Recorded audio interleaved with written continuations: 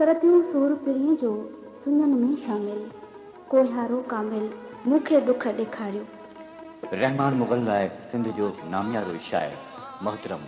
अब्दुल गफ़्फ़ार तबस्सुम चवे थो, रहमान मुग़ल खां सरमद सिंधी थियण ताईं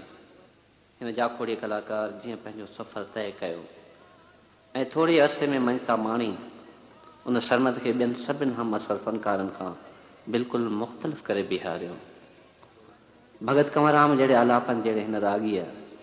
सिंध जे क़ौमी ऐं शौरी जागरता में पंहिंजो अहम किरदारु अदा कयो। ही रहमान जी न वियो ही न वक़्तु जो असांजे सथ खां ॾिसंदे ॾिसंदे विछड़ी वियो कंहिं अबदी सफ़र ॾे, पर मूंखे यकीन आहे त सरमद जा मधुर आलाप सदियुनि ताईं सिंध जी कुंड कुड़श में गूंजंदा रहंदा। नेणने जागा कर बर जाऊं दई ओ सुद कन में तसारो हूंदे मुखे न विसारियो दे मां समझा तो पजरी पजरी ओ पल पल में पुकारियो हूंदे मुखे न विसारियो दे नेणने जागा कर पर जाऊं दई सुन कने में तसारियो हूंदे मुखे न विसारियो दे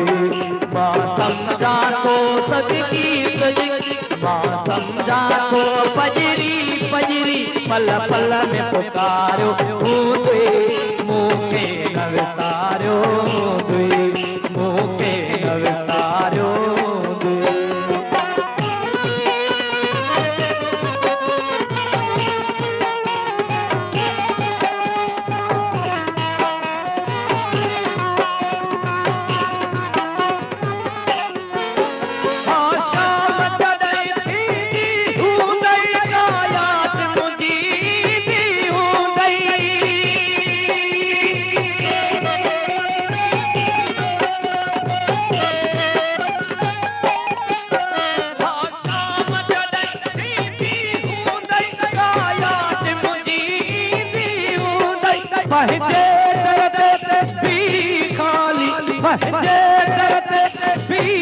खाली रसन निहारो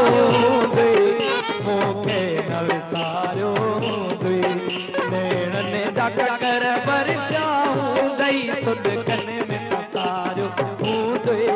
मुखे न विसारियो दे मुखे न विसारियो दे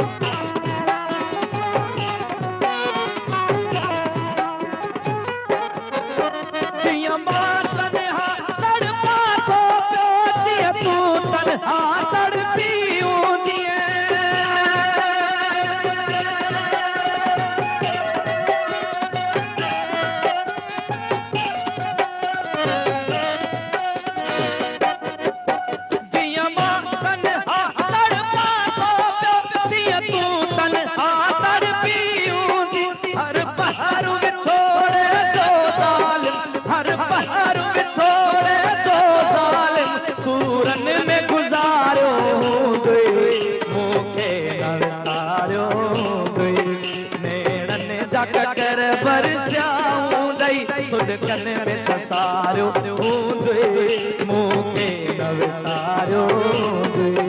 मां समझा तो पजरी पजरी पल पल में पुकारियो हूंदे मुखे न विसारियो दे मुखे न विसारियो दे